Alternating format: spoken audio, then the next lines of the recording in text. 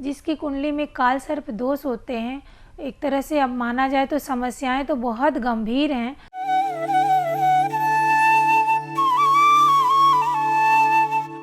नमस्कार, आपका बहुत स्वागत है हमारे खास कार्यक्रम ज्योतिष सागर में। मैं हूं आपके साथ अंशिका। दर्शकों, कार्यक्रम में आज एक ऐसे दोष के बारे में बात करने वाले हैं जिसको सुनाकर हमें डराया जाता है और हम लोग डर भी जाते हैं। तो क्या इस दोष का कोई उपाय नहीं है? क्या इसे ठीक नहीं किया जा सकता?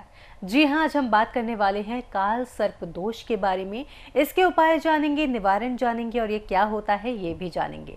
इसी के साथ हमारे साथ स्टूडियो में मौजूद हैं रीना गुप्ता जी। इनके बारे में मैं आपको बता दूं, ये वास्तु एक्सपर्ट हैं, एस्ट्रोलॉजर हैं, न्यूमरोलॉजिस्ट हैं, टैरो कार्ड रीडर हैं, ग्राफोलॉजिस्ट हैं और रत्नों की भी जानकारी रखती हैं। आइए इनका स्वागत करते हैं, कार्यक्रम को आगे बढ़ाते हैं। बहुत बहुत स्वागत है आपका रीना जी। जय माता दी। रीना जी, आज हम आपसे बात करने वाले हैं काल सर्प दोष के बारे में। तो सबसे पहले बताइए कि क्या होता है काल सर्प दोष?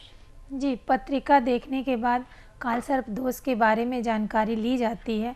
पत्रिका में जो राहु और केतु दो ग्रह ऐसे होते हैं, उनके राहु और केतु के अंदर में जितने भी ग्रह आते हैं तो काल सर्प दोष बनता है। जिसकी कुंडली में काल सर्प दोष होते हैं, एक तरह से अब माना जाए तो समस्याएं तो बहुत गंभीर हैं, पर इसके छोटे उपाय भी होते हैं। छोटे बोले तो शिव की पूजा, शिव जी की आराधना करनी पड़ती है इस कंडीशन में। नहीं तो समस्याएं एक थोड़ी लंबी पूजा होती है जिससे आपके इस काल सर्प दोष का भी निवारण हो जाता है। इस कंडीशन में हम ये बोलेंगे कि कुछ छोटे छोटे उपाय करके इसके नुकसान से बचा भी जा सकता है। जी बिल्कुल।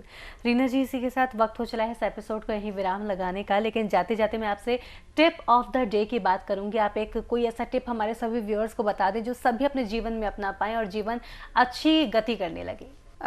इसके आज मैं ये बात बोलूँगी, काल सर्प दोष पे बात हुई थी तो आपको घर में जो फाइनेंशियल इशू आज के समय में जो आ रही है, पत्रिका में काफ़ी लोगों का क्वेश्चन यही है कि फाइनेंशियल इशू आ रहा है या परेशानियां आ रही हैं, जीवन में बहुत सी दिक्कतें आ रही हैं। तो घर में जो बड़े बुजुर्ग हैं, जो आपके माता पिता हैं, उनका सम्मान करें, उनका ख्याल रखें। और जो घर में तुलसी का पौधा हमने लगा रखा है, एक चीज़ ये भी ध्यान देना है कि वो सूख तो नहीं रही हैं, उनमें रोज़ जल दें, जिससे आपके जीवन में जो समस्याएं आ रही हैं वो भगवान विष्णु को अति प्रिय हैं। और भगवान विष्णु को जो प्रिय हैं तो उनको आप अगर उनकी सेवा करते हैं तो आपके जीवन में ज़रूर परिवर्तन आते जाएगा।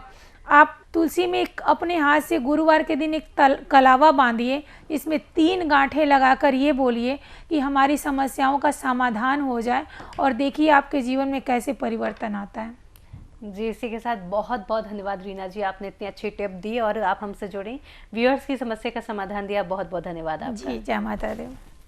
तो इसी के साथ वक्त हो चला है इस कार्यक्रम को यहीं विराम लगाने का। यहीं आपसे विदा लेते हैं। आपसे फिर होगी मुलाकात, तब तक के लिए नमस्कार।